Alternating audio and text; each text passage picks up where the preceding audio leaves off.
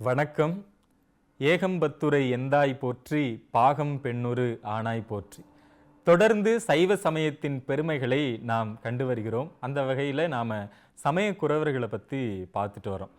அதில் நாம் மூன்றாவதாக பார்க்கக்கூடியவர் ஆளாள சுந்தரர். ஏன் இதை சொல்கிறோம் அப்படின்னா, அன்னவன் பெயர் ஆளாள சுந்தரன் என்று உபமன்ய முனிவரால் சொல்லப்பட்ட பெருமையுடையவர் நம்முடைய நம்பி ஆரூர பெருமான். கைலையில் இருக்கும்போது அவருடைய பெயர் அதுதான். பெரிய புராணத்துக்கு ஒரு பெரிய சிறப்பு என்ன அப்படின்னா, கைலையில் தொடங்கி கைலையில் நிறைவு பெறுவதாக இருக்கும். அதே போல தான் அதில் வரக்கூடிய சுந்தரமூர்த்தி பெருமானுடைய வரலாறு இப்படி தான். கைலையில் தொடங்கும், கடைசியாக சொல்லும்போது கைலையிலேயே போய் நிறைவாகிற மாதிரி இருக்கும். அது பெரிய புராணத்தை ஒட்டி தான் நம்ம பார்க்குறோம். நம்பி ஆரூர பெருமானுடைய வரலாறு என்பது மிக அற்புதமானது, சிறப்பானது. சுந்தரமூர்த்தி பெருமானுடையது கைலையில் இருந்து தொடங்குவதாக அது நமக்கு அற்புதமாக கிடைக்கும். அதை நாம் இன்றைக்கு நம்ம பார்க்கலாம். கைலையில் அவருடைய பணி என்பது சிறப்பு வாய்ந்தது. இந்த பூமியில் நாம் ஒரு திருக்கோயிலில் இறை வழிபாடு செய்கிறோம், இறைவனுக்கு மலர் பறித்து கொண்டு போய் கொடுக்குறோம், மாலை கட்டி கொடுக்குறோம். நாம் என்ன நினைக்கிறோம், நாம் கடையில் வாங்கி கொண்டு போய் கொடுக்குறோம், இல்லைன்னா நந்தவனத்தில் பறித்து இல்லை வேறு நம்ம வீட்டிலேருந்து எடுத்துகிட்டு போகிறோம். இறைவனுக்கு நாம் கொடுத்த மலர் எவ்வளோ அழகாக இருக்குது பார்த்தீங்களா அப்படிங்கிற மாதிரி இருக்கிறோம். ஏன்னா சுவாமிங்க நமக்கு என்ன திருமேனி தாங்கி சிவலிங்க திருமேனியாகவும் சந்திரசேகராகவும் இந்த மாதிரி நடராஜ மூர்த்தியாகவும் இப்படித்தான் நமக்கு இருக்கிறாங்க. ஆனால் கைலையில் இறைவன் நேரடியாக காட்சி கொடுப்பார் இல்லையா, அங்கே இறைவனுக்கு மலர் தொண்டும். நம்பியாரூர பெருமான் என்ன செய்வார் அப்படின்னா, கைலையில் இருக்கக்கூடிய நந்தவனத்திற்கு சென்று மலர்களை பறித்து மாலையாக தொடுத்து இறைவனுக்கு போய் கொடுப்பார் போடுறதுக்காக, சூட்டிக்கொள்ள. அதே போல் திருநீற்று மடலை அவர் ஏந்தி நிற்பார், இறைவன் பூசுவார். எவ்வளவு பெரிய சிறப்பு! அந்த திருத்தொண்டை அணுக்க தொண்டராக சிவபெருமானுக்கு இருந்தவர் சுந்தரமூர்த்தி பெருமான், கைலையில் இருந்தவர். நம்ம தொடர்ந்து பார்க்குறோம், அருளாளர்கள் இறைவனிடமிருந்து இங்கு வருகிறார்கள் என்றால் அவர்களுக்கு ஏதோ தண்டனை ஏற்பட்டது, அது வினையின் காரணமாக வந்தார்கள் என்று நாம் அப்படி மட்டுமே பார்க்கக்கூடாது. அவர்கள் நாம் உய்ய வேண்டிதான் வந்தார்கள், வருகிறார்கள் என்பதை நாம் தொடர்ந்து பார்க்குறோம். அப்போ அப்படி இருக்கும்போது இறைவனுக்கு ஒரு விருப்பம். என்னது, இறைவனுக்கு விருப்பமா? வள்ளுவ பெருமான் இறைவனுடைய இலக்கணத்தை சொல்லும்போது வேண்டுதல் வேண்டாமை இலான் அடி சார்ந்தார்க்கு யாண்டும் இடும்பையில்னு சொல்லிட்டாரு. நீங்கள் என்னென்னா இறைவனுக்கு ஒரு விருப்பமா அப்படின்னா, விருப்பம்தான், அவன் பேராசை வாரியன் தான். எதற்காக விருப்பம்னா, எனக்கு கோயில்கள் இந்த பூமியில் பத்தாது, எல்லாரும் என்னை முடி சாய்த்து வணங்க வேண்டும், எல்லாருமே எனக்கு அடிமை தான். அப்படி இல்லை இறைவனுக்கு விருப்பம். அவன் ஒருபோதும் அப்படி விரும்ப மாட்டான். தம்பெருமை தானறியா தன்மையினவன். என்ன விரும்பினானா, தன்னை வணங்கக்கூடிய அடியார்களுடைய புகழ் இந்த உலகத்தில் நிலைத்து நிற்க வேண்டும், அடியார்கள் எப்பேற்பட்டவர்கள் என்பதை உலகம் அறிய வேண்டும். என்னை போற்றுவது புகழ்வது அதெல்லாம் இருக்கட்டும், என்னுடைய அடியார்களை புகழ வேண்டும் என்று ஆண்டவன் நினைக்கின்றானாம். எவ்வளோ பெரிய சிறப்பு! யோசிச்சு பாருங்க. ஒரு தலைவனாக இருக்கக்கூடியவன், தன்னுடைய கடைசி தொண்டனாக இருக்கக்கூடியவன் தன்னுடைய இடத்திற்கு அமர வேண்டும் என்று எப்படியாவது நினைப்பார்களா? அது ரொம்ப அரிது. நினைப்பது சிறப்பு, ஆனால் அது அரிது. ஆனால் எல்லா உயிர்களுக்கும் இறைவனாக இருக்கக்கூடிய பெருமான் நினைக்கின்றான், என்னுடைய தொண்டர்களுக்கு புகழ் சேர வேண்டும், அந்த புகழ் நிலைத்து இருக்க வேண்டும். அந்த புகழை என்னை எப்படி பாடினார்களோ அதே போன்று என்னுடைய தொண்டர்களையும் பாட வேண்டும் என்று பெருமான் நினைக்கின்றான் என்றால் அது எவ்வளவு பெரிய சிறப்பு! அது சிவபெருமானுடைய அற்புதமான ஒரு திருவுள்ளம், அப்படிதான் சொல்லணும். அப்போ அப்படி இருக்கும்போது அதை யாரை தேர்ந்தெடுக்கிறது? தன்னை பாடுவதற்காக திருஞான சம்பந்த பெருமான் வந்தார், சைவ சமயத்திற்காகவும் பரம்பொருளை வேதங்கள் எல்லாமே பாடியது. என்னுடைய அடியார்களை பாட வேண்டும். அப்போ அப்படி பாடணும்னா நான் ஒரு ஆளை தேர்ந்தெடுத்து அனுப்புவேன் அப்படின்னு சொல்லிட்டு யாரை அனுப்புகிறார் என்றால், நாள்தோறும் மலர் மாலையை தொடுத்து கொடுப்பதும் திருநீற்று மடலை ஏந்தக்கூடிய அணுக்க தொண்டராக இருக்கக்கூடிய நம்பி ஆரூர பெருமானை தான் தேர்ந்தெடுக்கிறார். அவருக்கு பேர் என்ன அப்படின்னா ஆளாள சுந்தரர். ஏன் அந்த பேர் வந்தது தெரியுமா? அதை நம்ம அழகாக பார்ப்போம். எப்போ அப்படின்னா, பார்க்கடலை கடையும் போது ஆழகால நஞ்சு வந்தது இல்லையா, அது வரும் பொழுது எதுவுமே எல்லாரும் பயந்து ஓடுனாங்க. அஞ்சு ஓடும் பொழுது இறைவன் சொன்னாராம், அணுக்க தொண்டர் திருநீற்று மடல் ஏந்திய திருக்கரம் இல்லையா நம்பி ஆரூர பெருமானுக்கு, அப்போ அப்படி போய் நீ போய் அதை திரட்டிட்டுவான்னு சொன்ன உடனே உலகத்தையே அழிக்க வந்த அந்த நஞ்சை ஒரு நாவல் பழ அளவிற்கு தன்னுடைய கையில் திரட்டி கொண்டு இறைவன்கிட்ட கொடுத்தாராம். அப்படின்னா அவருடைய ஆற்றல் எப்பேற்பட்டது! எப்படி வந்தது? இறைவனோடு அணுக்க தொண்டராக இருக்கிறார். திருநீரை ஏந்திய திருக்கரத்தை ஒருபோதும் நஞ்சோ எதுவுமே ஒன்றும் பண்ணிட முடியாது. அதனால தான் நீர் பூசுங்க, அடியார்கள்ட்ட திருநீர் வாங்கிக்க, இதெல்லாம் சொல்கிறதெல்லாம் சாதாரணம் கிடையாது. அதுக்கு ஒரு பெருமை கொடுப்பது நீர், சுத்தமதாவது நீர், பெரும் தவத்தோர்களுக்கெல்லாம் ஆசை கெடுப்பது நீர், அந்தமதாவது நீர், இதெல்லாம் நிறைய இருக்கு இல்லையா? வெந்துயர் தீர்ப்பது நீர், பயிலப்படுவது நீர், பராவணமாவது நீர், இப்படியெல்லாம் வேதத்தில் உள்ள இப்பெல்லாம் சிறப்பு இருக்குது. அந்த திருநீற்று பதிகமாகவே திருஞான சம்பந்த பெருமான் அப்படி பார்க்கிற அவ்வளவு சிறப்பு வாய்ந்தது. அந்த திருக்கரத்திற்கு அப்பேற்பட்ட ஆற்றல் வந்தது. கொடுத்த உடனே அப்போதான் அவருக்கு ஆளாள சுந்தரர் அப்படிங்கிற பேர் வந்ததான். சரி, இந்த பேரை பார்த்துட்டோம். இப்போ இறைவன் தன்னுடைய தொண்டர்களை பாட வேண்டும் என்று நினைக்கிறான். அப்போ அப்படி நினைக்கும் பொழுது ஒரு திருவிளையாடல் செய்கிறார். ஏன்னா எப்போதுமே உண்டு, ஒன்று நடந்தால்தான் இன்னொன்று இருக்குது. வினை கோட்பாடு நம்ம சொல்லுவோம் சைவ சமயத்தில், அது ரொம்ப சிறப்பாகவே வரும். இப்போ சாதாரணமாக அவர் பூமிக்கு அனுப்பி நீ போய் பாடிட்டு வேணா வருவாரா? ஏன்னா அவர் இறைவனோடு இருக்கிறாரு. எல்லா உயிர்களும் சென்று எங்கு நிலை பெற வேண்டுமோ அந்த இடத்திலிருந்து வரணும்னா வர முடியுமா? முடியாது இல்லையா? அப்போ அவர் மாட்டேன்னு சொல்லுவார். அப்போ நந்தவனத்துக்கு எப்போதும் போல போகிறார். இப்போ இறைவிக்கு சேடி பெண்கள், இப்போ இறைவனுக்கு இவர் இருக்கிற மாதிரி இறைவிக்கு எம்பிராட்டிக்கு இருக்கிறாங்க. அவங்க பேர் கமலினி அணிந்திதை அப்படின்னு பேர். இப்போ நந்தவன சூழலில் பூ பறிக்கும் போது ஒரு கணம் மூவரும் பார்த்து கொண்டார்கள். அப்போ அங்கே நிற்கும்போது உடனே தன்னுடைய மனதை திருப்பி கொண்டு இறைவனுக்கு வந்தாச்சு. இறைவன் அங்கே காத்து கொண்டிருந்தார். இந்த இடத்துல நம்ம ஒன்று பார்ப்போம். சுந்தரமூர்த்தி பெருமானுக்கு ஏன் இங்கே பூமியில் பிறவி கிடச்சது? அவர் பெண்களை பார்த்தாரு, அங்கே ஆசை வயம் ஏற்பட்டது, அதனால அவருக்கு பிறவி கிடச்சிருச்சு அப்படிங்கிற மாதிரி சொல்லுவாங்க. அதுக்கு பதில் பெரிய புராணத்தில் பார்த்தால்தான் நம்மளால் அதை உண்மை என்னன்னு அழகாக நம்ம தெரிஞ்சுக்க முடியும். யோசிச்சு பாருங்க, நம்ம முருகப்பெருமான் உதிக்கும் பொழுது இந்த தேவர்கள்லாம் என்ன நினைச்சாங்க அப்படின்னா, இறைவன் இறைவி இணைந்து இருந்து குமாரனை தர வேண்டும், அப்பதான் நடக்கும் அப்படின்னு சொல்லிட்டு இவங்க மன்மதன் அமைச்சாங்க. மன்மதன் போய் இறைவன் மீது பானத்தை எறியும் போது இறைவன் நெற்றிக்கண்ணை திறந்தார், சாம்பலா போயிட்டார். அப்போ காமனை எரித்த காம தகனம் ஏற்பட்ட இடம் கைலாயம். அங்கே எப்படி ஆசை வயம் இதெல்லாம் வருமா? இவ்வளவு நாள் வரலை, இன்னைக்கு மட்டும் எப்படி வந்தது இல்லையா? இப்போ காரணம் உண்டு. அதுக்கு தெய்வ சேக்கிழார் பெருமான் காட்டுகிறார். மாதவம் செய்த தென்திசை வாழ்ந்திட தீது இல்லாத திருத்தொண்ட தொகை தர போதுவார் அவர் மேல் மனம் போக்கிட காதல் மாதரும் காட்சியில் கண்ணினார் அப்படிங்கிறது தான். முதல்ல என்ன சொல்றாரு? இவங்க மூவரும் பார்த்து கொண்டது எதனால் தெரியுமா அப்படின்னு சொல்லலை. முதல்ல என்ன சொல்றாரு? மாதவம் செய்த தென் திசை வாழ்ந்திட அப்படின்னு சொல்றாரு. இந்த திசை ஒரு மாபெரும் தவம் செய்திருக்கிறதாம். என்ன தவம் அது? என்ன தவம் என்றால் இறைவனை வழிபாடு செய்யக்கூடிய திருத்தலங்களை உடையதாக இருக்கின்றது. எந்த எதிர்பார்ப்புகளுமே இன்றி முத்தியை கூட வேண்டாத அடியார்கள் பிறந்த ஒரு பூமியாக இது இருக்கின்றது. அதனால் இந்த பூமிக்கு தவம், இந்த தென் திசைக்கு தமிழ்நாட்டிற்கு தவம் இயல்பாகவே மிகவும் அதிகம்தான். இன்னொன்று சொல்றோம், இறைவனுடைய இந்த தென் திசைன்னு சிறப்பாக சொல்றோம் இல்லையா? மணிவாசக பெருமான் தென்னாடுடைய சிவனையை போற்றி எந்நாட்டவர்க்கும் இறைவா போற்றின்னு சொன்னார். அப்போ தென்னாடு தான் இறைவனுக்கு ரொம்ப பிடிக்குமா? தென்னன் பெருந்துரையான். அப்போ இந்த தென்னாடு மட்டும் தான் பிடிக்குமா? மற்ற நாடுலாம் இறைவனுக்கு பிடிக்காத? இறைவன் எல்லா உயிர்களுக்கும் தலைவன் தான் இல்லையா? இறைவன் தான் இல்லையா? ஒரு சிறப்பு காணும்போது இறைவன் எந்த இடத்தில் குடியாக கொள்ளும். ஒரு இடத்துல நாம் பிறந்திருக்கோம்ல, அந்த இடத்துல இருக்கோம் அப்படின்னா அந்த ஊரினுடைய சிறப்போட நம்ம அழைப்பாங்க. இந்த ஊரில் தான் வாழ்றாரு, அந்த ஊர்க்காரரா அப்படின்னு. அதுபோல இறைவனுக்கு தென்னன் பேர் வந்தது. எப்படின்னா, அடியார் உள்ளத்து அன்பு மீதூர குடியா கொண்ட கொள்கையும் சிறப்பும் அப்படின்னு மணிவாசகர் பாடுறார். என்ன அப்படின்னா, அடியார்கள் உள்ளத்தில் அன்பு பெருகி கொண்டே இருக்கு இல்லையா? அந்த அன்பை தான் இறைவன் குடியாக கொண்டு நினைப்பவர் மனம் கோயிலாக கொள்பவன் இல்லையா?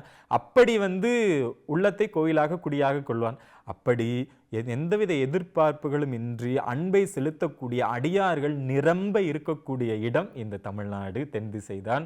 எனவே இந்த இடத்தை தன்னுடைய குடியாக கொள்கின்றான். அதனால அவனுக்கு தென்னன் அப்படிங்கிற பேரால நம்ம அழைக்கலாம். அது ரொம்ப சிறப்பா இருக்கும். அருளாளர்கள் ரொம்ப அற்புதமா அதெல்லாம் காட்டுவாங்க இல்லையா?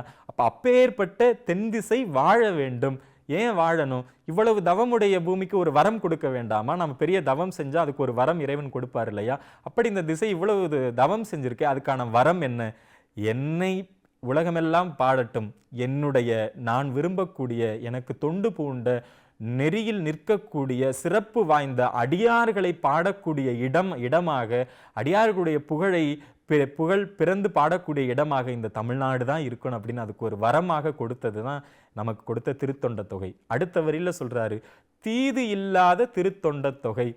தீது இல்லாத அப்படின்னா தீதை இல்லாது செய்யக்கூடியது திருத்தொண்ட தொகை அப்படின்னு பெரிய புராணத்தோட சிறப்பு சொல்லும்போது தெய்வசேக்கிழார் பெருமான் இங்கு இதன் நாமம் கூறின் அப்படின்னு அழகா சொல்வாரு. இந்த உலகத்தை சூழ்ந்துள்ள புறையிருளையும் மாக்கள் சிந்தையிருளாக இரண்டையும் நீக்க வல்லது பெரிய புராணம் திருத்தொண்டர் புராணம் சொல்வார். அதுபோல அந்த உயிர்களில் இருக்கக்கூடிய இருளை தீமையை நீக்கக்கூடிய திருத்தொண்ட தொகையை தருவதற்காக என்ன நடந்ததா, சுந்தரமூர்த்தி பெருமான் அந்த கமலினி அணிந்ததை இருவரையும் பார்த்தாராம். அவர்களும் இவரை பார்த்தார்களாம். எதனால இந்த மாதவம் தென் திசை மாபெரும் தவம் செய்திருக்கு, அதுக்கு ஒரு வரம் கொடுக்கணும்.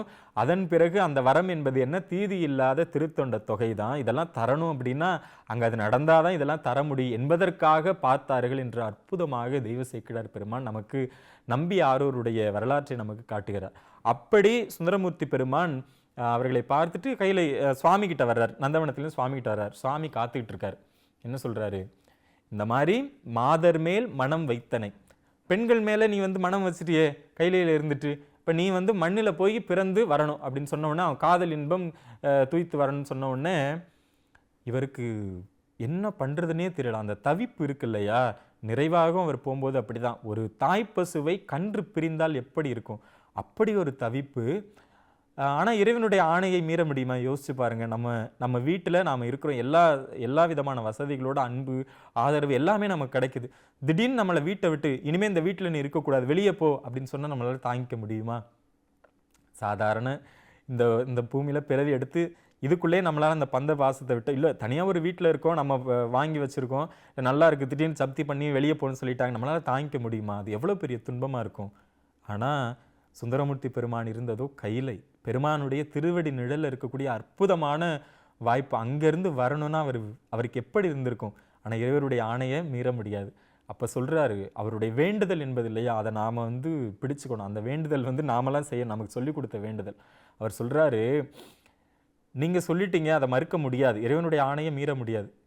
மையல் மானுடமாய் மயங்கும் வழி ஐயனே தடுத்து ஆண்டு அருள் செய் அப்படின்னு சொன்னாராம். என்ன அப்படின்னா, இந்த மானுடன் சொன்ன உடனே இந்த மனித பிறவி என்பது என்ன, ரொம்ப மயக்கமுடையது. இந்த உலகத்தில் நிலையில்லாதவற்றையெல்லாம் நிலை என்று பார்க்கக்கூடிய ஒரு கண்களை பெற்றவர்கள் நாம் அப்படிதான் இருக்கிறோம். நம்ம பார்த்ததெல்லாம் வெளுத்ததெல்லாம் பால் இப்படிலாம் சொல்லுவோம் இல்லையா, அது போல் நம்ம பார்க்க இல்லாத இதுதான் உண்மை, நம்ம வாழ்க்கை நம்ம நல்லா வாழணும் இதுதான் அப்படின்னு சொல்லிட்டு ஒரு இது வருது இல்லையா, காட்சிகளை கண்டதே காட்சி கொண்டதே கோலம் போல நாம் இருக்கிறோம் இல்லையா, அது கையில இருக்கிறவருக்கு தெரியாதா? அப்பவே சொல்றாரு, நான் பூமிக்கு போனா நிச்சயமா உன்னை மறந்துடுவேன், அந்த மயக்கம் தரக்கூடிய மானிட பிறவி தான், அப்படி நான் மயங்கி நான் போகிறேன், அதன் வழியே நான் போகும்போது நீ தடுத்து ஆட்கொள்ளணும் பெருமானே அப்படின்னு சொன்ன உடனே இறைவன் உடனே செய்வோம் அப்படின்னு சொல்லிட்டாராம். ஏன் செய்வோன்னு வேகமாக சொன்னார், இவர் போனாதானே அடியார்களுடைய புகழ பாட முடியும். இப்போ நம்பி ஆரூருடைய பெருமை எப்பேற்பட்டது. இறைவன் திட்டமிட்டு ஒருவரை அனுப்பி வர சொன்னார்னா அது ரொம்ப அற்புதமாக இருக்கும். அப்படித்தான் அவர் எங்கே அவதாரம் செய்கிறார் அப்படின்னா, இறைவன் சொன்னார், இறைவன் சொன்ன சொல்லை நிச்சயமாக காப்பாற்றுவார், அவர் ஒருபோதும் மாறு கொண்டு நம்மளை ஏமாற்றவே மாட்டார். அதை நம்பியாரூருடைய பெருமானுடைய வரலாற்றை அற்புதமாக பார்க்கலாம். அப்படி அவர் பிறக்கின்ற இடம்தான் திருநாவலூர். இன்றைக்கு நீங்கள் திருநாவலூர் போனீங்கன்னா அங்கே அற்புதமான கோயில் இருக்குது, சிவாலயமே இருக்குது. அது பக்கத்திலேயே ரொம்ப சிறப்பாக அடியார் பெருமக்களால் ஒரு கற்கோயிலே சுந்தரமூர்த்தி பெருமானுக்கு திருமடமாகவே கட்டப்பெற்று ரொம்ப சிறப்பாக பண்ணிக்கிட்டு இருக்காங்க. அந்த கோயிலில் பவானி தியாகராசன் ஐயா அது போன்ற பெரியவர்கள் எல்லாம் ரொம்ப அற்புதமாக சேர்ந்து ஒரு அற்புதமான திருக்கோயிலை திருமடத்தையே கற்கோவிலாக நம்பி ஆரூரர் பெருமானுடைய வரலாற்றை முழுவதுமாக உள்ளே போனீங்களாம் பார்க்க முடியும். சிறப்பு வாய்ந்த திருப்பணியை செய்திருக்கிறார்கள். அந்த இடத்துல சடையனார் இசைஞானியர் அப்படிங்கிற இருவருக்கு அற்புதமான மகனாக நம்பி ஆரூரர் பெருமான் அங்கு இருந்து கையிலையிலிருந்து திருமுனைப்பாடி நாடு, நம்ம அப்பர் பெருமானுக்கு பார்த்தோம் இல்லையா, அதே நாட்டில் தான் திருநாவலூரில் அவதாரம் செய்கிறார். அதை சொல்லும்போதே தீது அகன்று உலகம் உய்ய திரு அவதாரம் செய்தார் என்று தெய்வ சேக்கிழார் பெருமான் நமக்கு காட்டுவார். அப்படி பிறந்து குழந்தையா இருக்கும்போது தேர் ஓட்டி குழந்தைங்க விளையாடுவாங்க இல்லையா, அப்படி தேர் ஓட்டி விளையாடும் போது நரசிங்க முனையரையர் அப்படிங்கிற ஒரு குறுநில மன்னர் அவருக்கு குழந்தை இல்லை, நான் வந்து வளர்ப்பு மகனாக எடுத்துக்கிறேன்னு சொன்னார். அதற்கும் இது பண்ணாங்க. அப்படி அவருக்கு திருமண வயது வந்தது. வந்தவொடனே புத்தூர் சடங்கவி சிவாச்சாரியார் மகளுக்கு திருமணம் செய்வதற்காக வர்றாங்க. அப்போ சொன்னார் இல்லையா, மையல் மானுடமாய் மயங்கும்படி ஐயனே தடுத்து ஆண்டு அருள் செய் அப்படின்னு சொன்னார் இல்லையா. அப்படி ஆண்டு அருள் செய்ய வேண்டும் என்பதற்காக வேதியராக அந்த திருமணத்துக்கு வர்றார். சடை கங்கை எல்லாவற்றையும் மறைத்து கையில் வந்து ஓலை தூக்கி கொண்டு வர்றார். இறைவன் தில்லையிலே காலை தூக்கி அருள் செய்கிறான். அவன் என்ன பண்றான்னா ஓலையை தூக்கி கொண்டு நம்பி ஆரூர் பெருமானுடைய திருமணத்துக்கு வர்றார். யாராவது திருமணத்தை நிறுத்துவதற்காக கல்யாணத்துக்கு கிளம்பி வருவாங்களா? அது உண்டு, நம்ம காலகட்டத்தில் நம்ம பார்க்குறோம். இறைவன் வருவாரா அப்படின்னா வந்தார். ஏன்? சுந்தரமூர்த்தி பெருமான் கேட்டார், கேட்டதை தான் செஞ்சார், இறைவன் எதுவும் செய்யலை. அப்படி வந்த உடனே திருமணம் நடக்கலாம், ஆனால் நான் எனக்கு ஒரு வழக்கு இருக்குது, அதை முடிச்சதுக்கு அப்புறம் திருமணம் பண்ணணும் அப்படின்னு சொன்ன உடனே எல்லாருக்கும் ஒரே ஆச்சரியம். என்னது இது, திருமணத்தை வந்து நிறுத்திட்டு இவர் என்ன கிழ வேதியராக இருக்கார் இப்படிலாம் சொல்கிறாரு அப்படின்னு சொன்ன உடனே, அவர் எனக்கு அடிமை, அவங்க பாட்டனை எழுதி கொடுத்தேன்னு சொன்ன உடனே எல்லாரும் சிரிக்கிறாங்க. இது என்ன, ஒரு மனிதனுக்கு இன்னொரு மனிதன் அடிமையாக இருக்க முடியுமா? இது என்ன இதுன்னு சொன்ன உடனே சுந்தரமூர்த்தி பெருமானும் சொல்கிறாரு, என்ன சொல்கிறாரு, அதெல்லாம் கிடையாதுயா. என்னையா? அப்போ தான் அவர் சொன்னார், என்ன பித்தனோ பேயனோ அப்படின்லாம் கேட்டார்.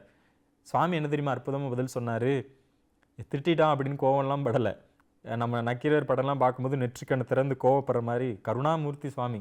இப்போ என்ன சொன்னார்னா, பித்தனாயினும் பின் பேயனாயிலும் சரி, வித்தகம் பேச வேண்டாம், விரைந்து பணி செய்ய வரணும்னு கூப்பிட்டார். நீ என்ன வேணா சொல்லிக்கோ, பணி செய்ய வரணும் அப்படின்னு சொன்னோடனே நீ எவ்வளவு பெரிய சிறப்பு. இறைவன் தடுத்தாட்கொள்ளக்கூடிய ஒரு அற்புதமான தருணம். நமக்கு இறைவன் அப்படிதான், நம்ம என்ன செஞ்சாலும் இறைவன் அன்போடு நம்ம வந்து ஆட்கொள்வார். அப்போ அப்படிதான் சொன்ன உடனே அவர் ஓலையை எடுத்து கிழிச்சு யாகத்திலே போட்டுட்டாரு.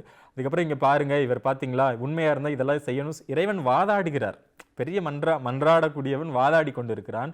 அப்படி வந்த உடனே தான் திருவெண்ணைநல்லூருக்கு வாங்க அப்படின்னு சொல்லிட்டு அங்கே நம்ம வந்து ரொம்ப வேகமாக சொல்கிற நேரம் கருதி தொடர்ந்து பார்க்கும்போது விரிவாக அந்த இடத்தெல்லாம் பார்க்கலாம். அப்போ அப்படி வந்து திருவெண்ணைநல்லூருக்கு போனோன்னு ஒரு முடிவு வருது. நிறைவாக வந்து ஆட்சியில் ஆவணத்தில் அயலார்தம் சாட்சியில் எல்லாம் பார்த்த உடனே சரி அடிமை தான் இருக்குப்பா, என்ன பண்ணுறதுன்னு தெரியலன்னு சொன்ன உடனே சரி என் இடத்துக்கு வானு பின்னாடி கூட்டிகிட்டு போகிறார். திருவெண்ணைநல்லூருக்கு கூட்டிகிட்டு போனதுக்கப்புறம் அருட்துறைன்னு பேர். ஒரு ஊர் இருக்குன்னா ஊருக்கு ஒரு பெயர், கோயிலுக்கு ஒரு பேர் இருக்கும். சாத்தமங்கை அப்படின்னு ஒரு ஊர் இருக்கும். அந்த ஊரில் உள்ள கோயிலுக்கு பேர் அப்படின்னா அயவந்தி அப்படின்னு பேர். கருவூர் இருக்கு இல்லையா, கருவூர், அதனோட கோயிலுக்கு பேர் ஆணிலை அப்படின்னு பேர். அதுபோல் திருவெண்ணைநல்லூர் ஊர், அங்கே உள்ள கோயிலுக்கு பேர் அருட்துறை அப்படின்னு பேர்.